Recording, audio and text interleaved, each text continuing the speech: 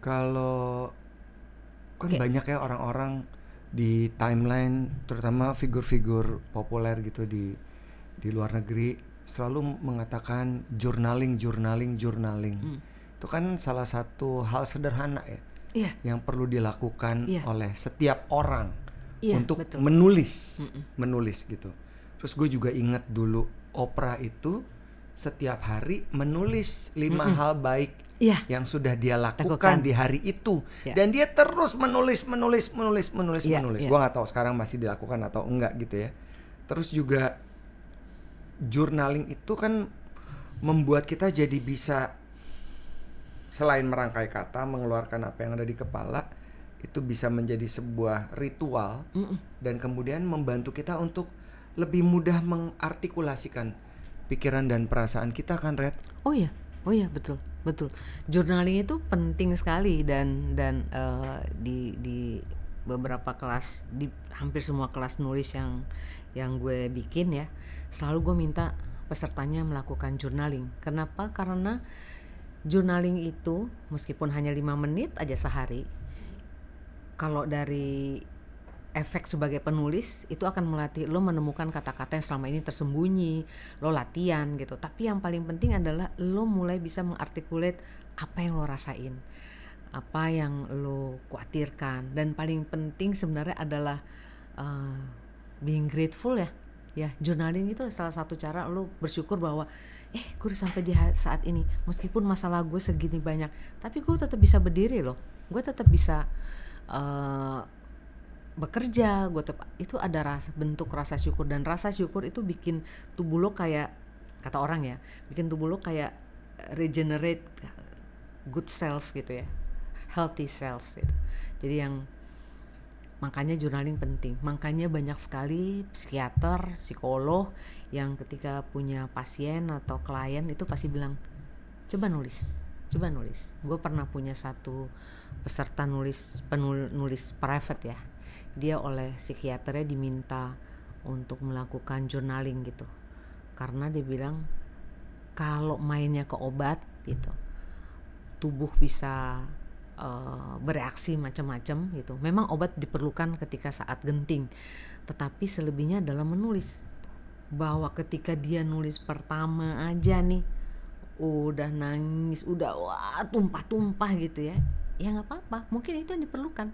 Selama ini penuh dan lo nggak punya sarana untuk cerita, atau lo mengeluarkan, atau lo nggak tahu bahwa lo punya segitu banyak beban yang mengganggu, dan ketika nulis ya ampun gitu. Kayak misalnya gue cuman bilang, boleh nggak tulis surat? Sama siapa? Sama orang yang lo pengen ngomong tapi selama ini nggak bisa karena banyak hal.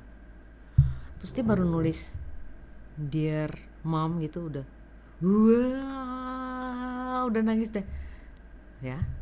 Ya udah nggak apa-apa, hari ini mulai dengan apa, dear mom, terus aku nggak baik-baik aja gitu. Oke, ya nggak apa-apa, bilang biar ibumu tahu gitu. Dikirim atau nggak dikirim urusan nanti, tapi paling tidak kamu keluarkan bahwa mengakui bahwa kondisi sedang tidak baik-baik saja gitu. Jujur. Iya. Jadi journaling emang perlu. Mau jadi penulis nggak jadi penulis, ya journaling. Iya. Setuju. Do you journaling? Iya, tapi nggak sering ya. Iya. Nggak sering. Kalau gue ngerasain kan, gue suka sebulan 2 kali 3 kali nulis tulisan buat website kantor, talking. Gue ngerasa kayak suatu saat tiba-tiba gini, udah 2 minggu nggak nulis ya, kayak penuh. Terus nggak tahu mulai dari mana ya? Iya, kadang-kadang gitu. Gitu. Kadang-kadang gue tahu juga tekniknya. Ya udah nulis aja, nggak usah pikirin judul. Ntar begitu udah nulis panjang, ini dia judulnya. Kalau dulu masih kusut mikirin judul, terus berusaha semua mengacu kepada judul itu. Terus tiba-tiba sok bolak-balik memperhatikan tanda baca bener apa enggak. Akhirnya buang waktu terlalu lama. Iya. Belum lagi nanti judulnya ini, terus pokoknya ke arah sini, tiba-tiba terus nulis, loh kok nggak ada hubungannya ya? Gitu. Iya. Biasa itu terjadi. Iya, semua orang harus membiasakan diri untuk menulis berarti dong, Red ya? Iya. Semua orang ya? Iya, semua orang. Sebenarnya menulis itu kalau untuk dimanfaat diri sendiri tentu saja lebih baik untuk artikulasi, untuk menenangkan, untuk apapun ya gitu. Tetapi saya rasa kita tuh sebagai bangsa Indonesia tuh jumlah penulisnya sedikit, nggak kayak di luar gitu. Semua orang bisa nulis gitu. Nah, kekurangan penulis kita ini membuat kita tuh nggak punya catatan tentang our background, our history, our ancestor gitu ya. Jadi kalau padahal ya, kalau setiap orang di setiap keluarga itu atau seseorang di keluarga itu menulis tentang keluarganya aja, lo ngebayang nggak sih gimana sejarah keluarga Parangkuan misalnya gitu, dari sih ya atau Jana dan Erwin gitu. You start ya gitu, kayak mulai bertemu kayak apa gimana, kemudian bagaimana ketika anak-anak datang, terus kemudian pada satu titik lalu, atau lu mulai mundur ke belakang ketika lu SMA, ketika lu kuliah, lu SMA, lu SMP, lu SD, lu dan nyokap bokap lu sama grandparents gitu. See how beautiful it will be gitu.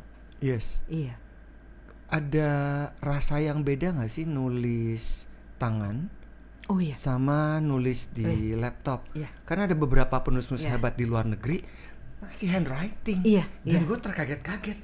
Wah, ini orang yang hebat begitu dia masih handwriting. Iya, beda banget. Beda banget ya. Beda banget. Dan itu ada teorinya dan kurang lebih bunyinya bahwa ketika lo berpikir dan menulis itu syaraf-syaraf yang lain itu bekerja sama, dan itu membuat otak lo tuh jadi bekerja lebih keras karena dia harus memerintahkan tangan untuk nulisnya gini, dan gerak tangan ini berpengaruh banyak pada tubuh lo gitu. Jadi memang sebaiknya menggunakan tangan gitu. Gue masih melakukan itu, menulis pakai tangan, terutama untuk bagian first kayak outline atau apa, gue mau nulis apa untuk cerita ini gue tulis pakai tangan gitu. Jadi di mix. Nanti kalau udah rapi atau udah jelas mau ngapain, baru gue mulai main mengetik gitu. Gue mengetik sangat cepat emang. Itu bukan dari dulu. Iya. Berijazah. Nah, jadi gue butuh untuk tulisan-tulisan tertentu, gue butuh menulis tangan gitu. Kalau mencatat aja misalnya, kalau kita ngobrol gitu atau meeting gitu, gue lebih memilih menulis pakai tangan karena kayaknya jadi lebih ingat gitu. Jadi ketika buka catatan, gue ingat nih ketika nulis ini nih gitu. Tambah gue kalau nulis pas meeting bosan dikit gambar ya kan, jadi gue inget nih pas gambar ini dia ngomong apa nih, makanya ya gitu kayak gitu. Jadi iya, nulis tangan lebih baik sebenarnya. Bahwa kita nggak sabar ya itu urusan lain. Gue suka nggak sabar tuh nulis, aduh. Apalagi biasanya jadi makin gak sabar ketika gue tahu gue mau nulis apa, kira-kira nanti jadinya kayak gimana. Nah kalau udah sampai kayak posisi kayak gitu, gue langsung udah buka laptop aja, gue tahu udah mau ngapain. Tapi kalau masih dalam proses menggali, mencari, kira-kira kemana larinya gitu, gue harus pakai terus tangan. Tadi lo bilang soal karya yang kalau dipaksain jadi biasa, terus kalau nggak dicurahkan nggak tahu punya karakter kayak apa. Ini yang gue tangkap ya, yang tersirat dari narasi yang lo ucapin. Terus kan buku-buku lo populer ya, sampai ditaksir sama publisher dari Inggris. Ada nggak sih secret recipe untuk bikin sebuah karya seni apapun itu yang kemudian bisa menonjol? Gue nggak bilang terkenal ya, tapi menonjol. Dan karya-karya lo tuh kan menonjol semua, beda gitu ya. Gue dengerin musik lo juga beda ya. Tadi gue bilang hati gue tuh kok tenang banget. Gue pikir kalau dalam menulis ya, gue menulis apa yang gue mau tulis, apa yang gue rasa penting buat gue. Jadi ketika gue nulis, gue kayak bukan kayak, tapi gue nulis itu karena gue seneng ngelakuinnya. Gue mau itu menyenangkan gue, dan kalau nanti dibaca orang gitu, orang akan ngerasa oh aku ngerasa senang dengan baca bukumu gitu. Tapi itu bonus sebenarnya Win ya. Tapi lebih kayak waktu gue nulis ini gue apa ya? Marah kan? Enggak sih, lebih kayak gue mencatat sesuatu yang gue tahu benar dan gue mau ini tersimpan dengan baik gitu. Sorry, maaf, maksudnya si Nawila ini adalah si Socha yang pulang ke rumah. Itu bukan mau pengen kenapa sih pengalaman ini terjadi saat ini gitu. Kalau Nawila sebenarnya kisahnya banyak diambil dari masa gue kecil. Oke. Masa gue kecil. Jadi gue menulis itu karena ngerasa bahwa gue mau berbagi ini sama orang banyak gitu. Gue mau berbagi apa yang gue rasa lo harus tahu gitu. Nah ketika gue pengen membuat orang tertarik sama ini, maka gue harus menulisnya dengan sebaik mungkin. Gue kepingin menulis dengan cara yang gue tahu dan gue senang dan gue sendiri nyala ketika melakukannya. Buat gue itu penting. Kalau gue bikinnya asal aja atau yang penting kelar deh gitu, orang akan ngerasa kok gue tahu itu. Begitu juga ketika musik gitu. Jauh sebelum gue bikin musikalisasi puisi itu gue pernah tuh dapat kontrak untuk jadi penyanyi pop. Terus dapat kontrak sekian album gitu, pas baca-baca gitu, setelah lihat-lihat ya, terus lagunya kayak gitu ya. gue langsung mikirin ketika gue nyanyiin itu gue ketawa sendiri nggak ya gitu. Kayaknya bahaya nih kayaknya. Gue nggak deh gitu. Ya nggak jadi gitu. Meskipun teman gue yang ngajakin sampai gue dapet kontrak tuh ngamuk gitu. Gue nggak tahu gue usaha kayak gini. Ya tapi gue nggak kepengen itu jadi hal yang menyusahkan gue gitu ya. Gue kayak apa yang lo lakukan aja gitu. Ketika lo memilih untuk membuat talking gitu, lo kepingin orang lain mendapatkan manfaat dari itu. Dan supaya orang lain mendapatkan manfaat itu, lo harus melakukannya dengan sebaik-baiknya. At least itu bermanfaat dulu buat lo. Iya gak sih? Iya, true. Iya. Betul. Gitu. Jadi ya gitu. Gue rasa sih itu yang gue pengen lakukan sih. Yang selalu gue jadikan pedoman gitu. Ketika buku ini dipajang di mana terus dibaca orang atau ada di Instagram atau di mana gitu, gue biasa kayak mudah-mudahan yang baca senang. Terus ketika gue ngeliat itu gue